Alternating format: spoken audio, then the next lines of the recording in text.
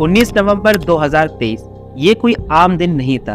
उस दिन दुनिया को इस बात का एहसास हुआ कि कोई है जो उनकी सांसें रोक सकता है, कोई है जो इंटरनेशनल ट्रेड के लिए रीढ़ की हड्डी है, कोई है जिसने दुनिया के सबसे अहम हिस्से को अपने कंट्रोल में लेकर दुनिया को अपना मोहताज बना लिया है। उस दिन दुनिया भर ने हैरत में आंखें फाड़कर ये वीडियो देखी। पहली नजर में ये किसी मूवी का एक्शन सीन लग रहा था, लेकिन ये है नहीं। असल में ये इंडिया से इजराइल जा रहे एक कार्गो शिप की हाईजैकिंग की लाइव फुटेज है। हेलीकॉप्टर से कुछ लोग इस शिप पर उतरते हैं और शिप में सवार 25 क्रू मेंबर्स को बंदी बनाकर शिप को अपने कब्जे में ले लेते हैं। ये लोग ना तो किसी देश की आर्मी से थे और ना ही किसी सुपर पावर देश के सोल्जर थे। ये सिर्फ एक पॉलिटिकल ग्रुप के लोग थे जिन्होंने अपनी ही देश की सरकार के खिलाफ हथियार उठाकर बगावत शुरू की, और आज यही लोग अमेरिका, इजराइल और ब्रिटेन जैसे सुपर पावर देशों की नाक में दम किए हुए हैं। दुनिया इन्हें हूतीज के नाम से जानती है, लेकिन असल में ये हूतीज है कौन और कैसे ये लोग इतने पावरफुल बने कि ये जब चाहे दुनिया भर के इंपोर्ट एक्सपोर्ट को रोक सकते हैं? और आखिर क्यों ये लोग उन सारे जहाजों को टारगेट कर रहे हैं जो इजराइल से रिलेटेड है? और सबसे अहम सवाल, इनकी इन हरकतों से आप पर क्या असर होने वाला है? इन सारे सवालों के जवाब मिलेंगे आपको आज की इस वीडियो में, क्योंकि आप देख रहे हैं इनलाइटन लड़का। तो बात है 1994 की। यमन में एक धार्मिक लीडर जिनका नाम था हुसैन अल हूती, उन्होंने उस वक्त के यमनी प्रेसिडेंट अली अब्दुल्ला सालेह पर करप्शन का इल्जाम लगाया और उन्होंने ये भी कहा कि प्रेसिडेंट अमेरिका से मिल करके यमन के लोगों को बर्बाद करना चाह रहे हैं। हुसैन अल हूती ने अपने लोगों को सरकार के खिलाफ हथियार उठाने को कह दिया और उनके साथ ही यमन के हजारों लोगों ने सरकार के खिलाफ लड़ाई शुरू कर दी और उन्हीं के नाम पर इन लोगों को हूती कहा जाने लगा। उनका साथ अक्सर यमन के शिया लोगों ने दिया क्योंकि वो उस वक्त की यमन की सुन्नी गवर्नमेंट से खुश नहीं थे, और धीरे धीरे ये ग्रुप एक पॉलिटिकल पार्टी से एक मिलिट्री ग्रुप की शक्ल में आ गया। हालांकि यमनी आर्मी ने एक के बाद एक कई ऑपरेशन किए और 2004 में हुसैन अल हूती को मार गिराया, लेकिन ये मूवमेंट उनकी मौत के बाद भी नहीं रुका, बल्कि ये कई गुना तेजी से बढ़ गया। और आखिर कई साल लंबी चली जंग के बाद इन लोगों ने 2014 में यमन की राजधानी सना समेत उसके बहुत बड़े इलाके पर कब्जा कर लिया और यमन की गवर्नमेंट को डिस्क्वालीफाई करके यमन की सबसे बड़ी ताकत बन गए। फिर मार्च 2015 में सऊदी अरब ने अमेरिका समेत बहुत सारे अरब देशों के साथ मिलकर हूसियों को खत्म करने के लिए यमन पर हमला किया। ये जंग यमन के लिए एक कयामत से कम नहीं थी, क्योंकि इसमें 1,50,000 लोग सिर्फ जंग की वजह से मारे गए। वहीं 2,27,000 लोगों की मौत भूख और मेडिकल फैसिलिटीज ना होने की वजह से हुई। लेकिन इस जंग की वजह से हूसी खत्म नहीं हुए, बल्कि वो पहले से और मजबूत हो गए। यमन भर से कई सारी पॉलिटिकल पार्टीज और ट्राइब्स ने इन लोगों से गठबंधन कर लिया और वो हूसी लोगों के ग्रुप में शामिल हो गए, और इस तरह ये लोग यमन का सबसे पावरफुल ग्रुप बन गए। 2021 में यूएसए ने इनको एक टेररिस्ट ऑर्गेनाइजेशन डिक्लेयर कर दिया। इस मैप में आप देख सकते हैं कि ये इलाका यमन की गवर्नमेंट के अंडर आता है, जिसे सऊदी अरबिया और यूएसए सपोर्ट करते हैं, और ये इलाका हूसियों के कब्जे में आता है, जिसको ईरान का सपोर्ट हासिल है। पावर की इस खींचातानी में शायद धोखे से ही सही, लेकिन हूतीज के हाथों एक बहुत बड़ी चीज लग गई, और वो है ये जगह। इसका नाम है बाबुल मुंदिब। ये जगह इंडियन ओशियन को मेडिटेरियन सी से रेड सी के थ्रू जोड़ती है। असल में ये एक तरीके का गेट है। अगर आपको एशिया से यूरोप जाना है तो उसका सबसे शॉर्ट रास्ता यहीं से जाने का है। 2006 के डेटा के अकॉर्डिंग इस जगह से हर दिन 33 लाख बैरल ऑयल पास हुआ है।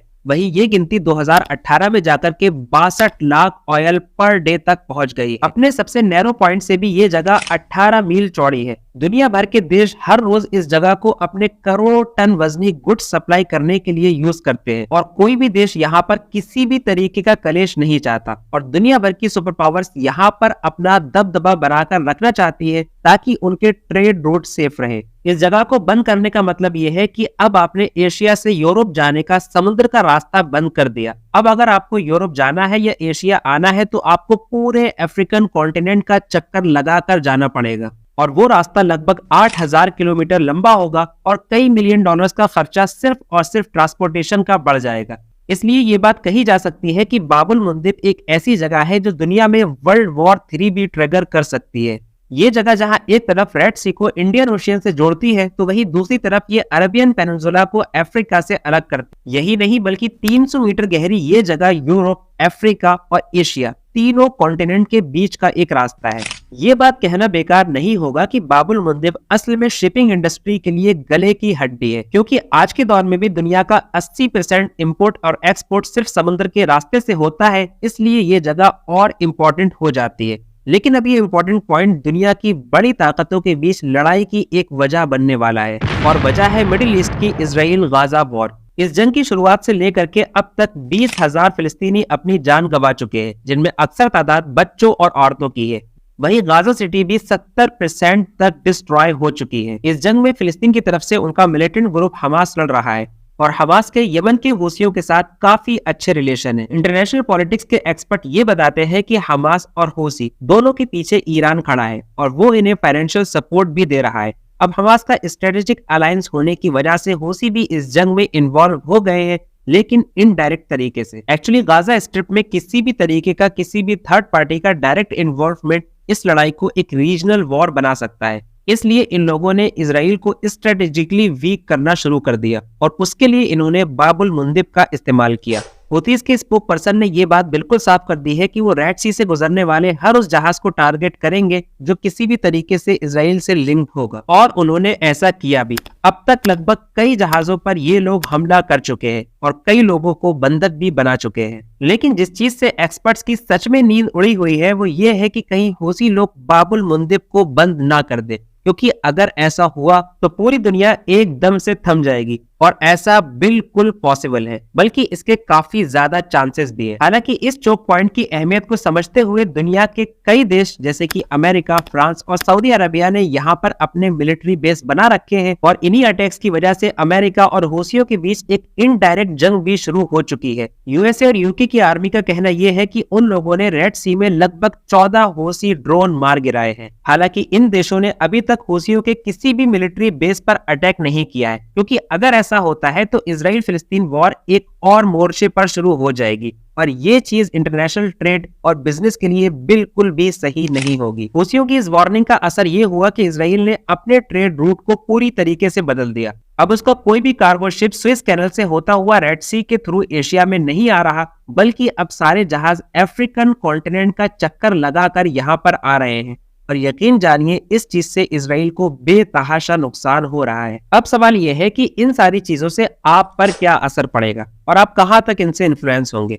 हूसियों के अटैक के बाद रेड सी में जो टेंशन बढ़ी है, अगर ये टेंशन कुछ देर और चलती है तो आप देखेंगे कि आपके आसपास की चीजों के रेट बढ़ना शुरू हो जाएंगे। खासकर डेली लाइफ में काम आने वाले वो इजरायली प्रोडक्ट जो आप रोज यूज करते हैं, जैसे कि कोका कोला, फैंटा, स्प्राइट और पेप्सी वगैरह। इसके अलावा Lay's, Nestle, KitKat, Dove, Puma, Nike और ओरल बी जैसे प्रोडक्ट के भी दाम आप बढ़ते देखेंगे, क्योंकि इन कंपनीज को अब सिर्फ अपने ट्रांसपोर्टेशन पर ही एक्स्ट्रा मिलियंस ऑफ डॉलर्स खर्च करना पड़ रहे हैं, और ये सारी कंपनीज इसका हिसाब आपकी जेब से ही पूरा करेंगी। चलिए अब इस वीडियो को यहीं खत्म करते हैं, इस उम्मीद के साथ कि वीडियो आपको पसंद आई होगी। आप देख रहे हैं इनलाइटन लड़का, uncover the past, explore the present and dive into future.